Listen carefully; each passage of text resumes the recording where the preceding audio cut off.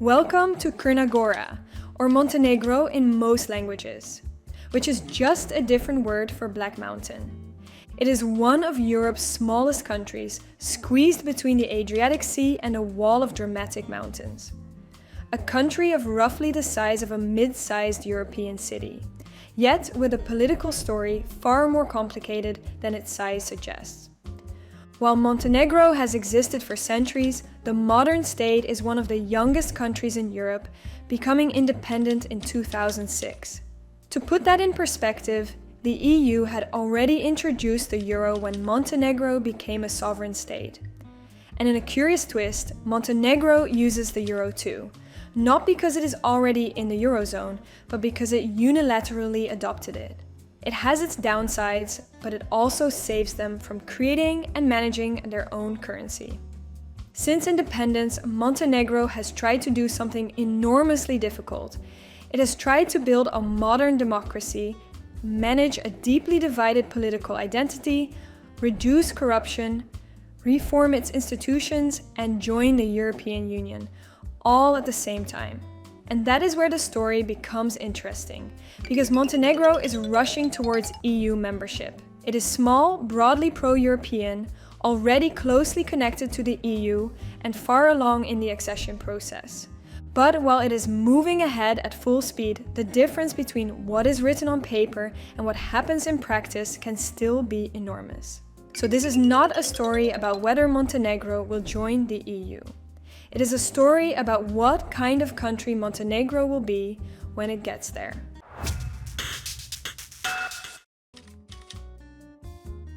To understand Montenegro, you first need to understand that it is not a simple nation-state with one dominant identity. It is a multi-ethnic country.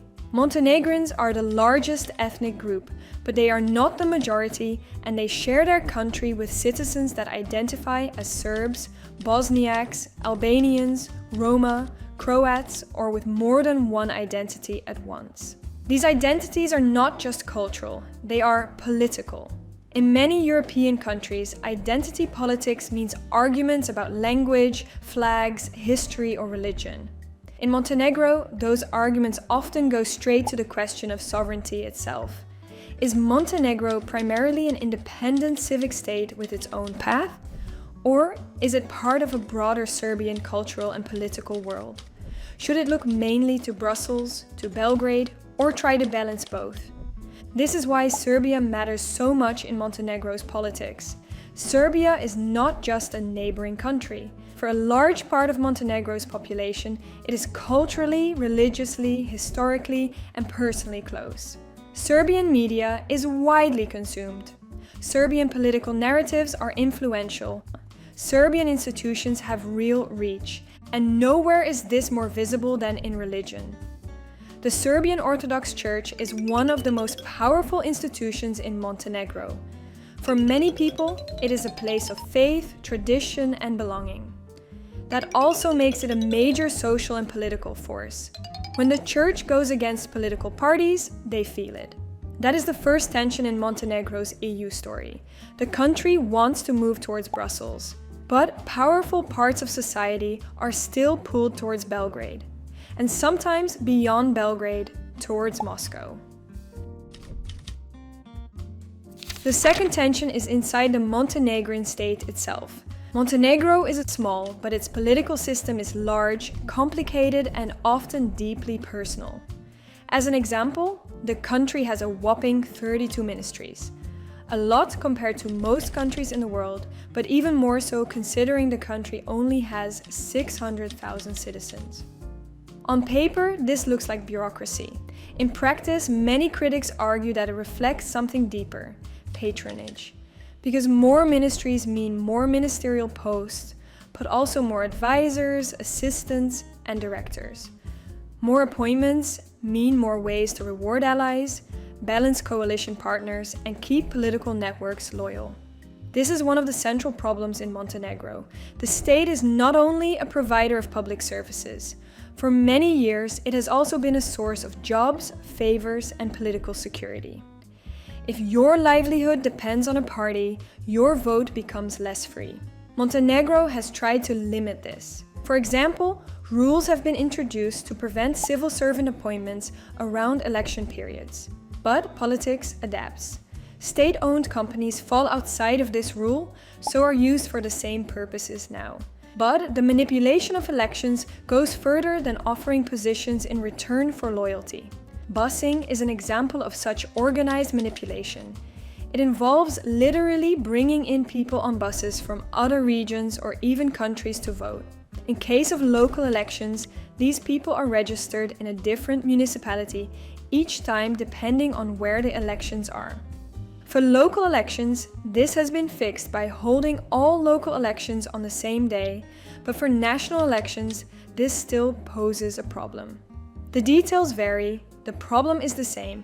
Elections are manipulated and often by those with access to public goods. For the EU, that is a fundamental problem, because free and fair elections are not an optional extra. They are the foundation of membership. To understand why reform is so difficult, you need to understand the party that dominated Montenegro for decades, the Democratic Party of Socialists, or DPS. Under DPS, Montenegro achieved independence in 2006, NATO membership in 2017, EU candidate status, and started accession negotiations with Brussels. These were real achievements. They helped anchor Montenegro in the West and gave the country a clear international direction. But DPS also built a system in which state power, party loyalty, public employment, and business interests became deeply intertwined. Corruption was not just a series of isolated scandals, it became part of how the system functioned. Then, in 2020, something historic happened. DPS lost power. For the first time in a generation, Montenegro experienced a real change of government. For many people, this was supposed to be the beginning of a transformation. The old system would be dismantled. Institutions would be cleaned up. The EU path would accelerate. But the reality has been messier. The new government has made significant changes to daily life, for example by raising pensions and minimum salaries, has greatly sped up the EU accession procedure, and is generally on a very strong pro-EU course. But critics point out that the system that has stood for decades has not completely been dismantled within 2.5 years. Corruption and nepotism have not disappeared. And though pensions and wages have increased, critics point at high inflation and blame the government for the rising cost of living. Lastly, while the largest party is on a very EU-oriented course, and all other parties publicly say they support EU accession, not everyone behaves as if EU rules are the priority. That is one of the strange features of Montenegro today. There is no major political force openly campaigning against the EU, but there are forces who try to slow down, weaken, or distort the reform process. Today, public trust in political institutions remains fragile. Many citizens do not believe that government works for them. They see political elites fighting for control, while corruption cases move slowly, reforms are delayed, and everyday problems remain unresolved. Civil society in Montenegro is one of the country's greatest strengths. NGOs, journalists, activists, and watchdog organizations have documented corruption, monitored elections, defended transparency, and pushed for democratic reforms. But that also makes them uncomfortable for those in power.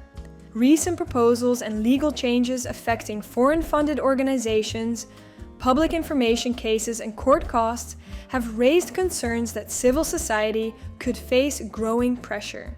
Even small legal changes can have a large chilling effect if they make it financially risky to challenge the state. Montenegro began EU accession negotiations in 2012. That process is often described in technical language, but the basic idea is simple. To join the EU, a country must align itself with EU rules across a wide range of policy areas, known as chapters. These cover everything from justice and fundamental rights to public procurement, competition, agriculture, the environment, and foreign policy. For each chapter, Montenegro has to pass benchmarks, change laws, build institutions, implement reforms, and convince both the European Commission and all EU member states that progress is real. And that last part is crucial. The European Commission can recommend progress, but EU member states decide, and any member state can slow things down. So a single bilateral dispute can have a big effect.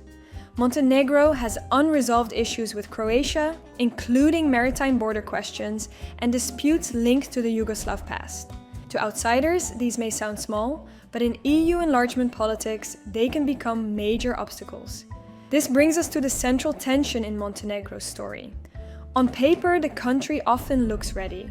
It has passed laws, created institutions, strategies, frameworks, and action plans.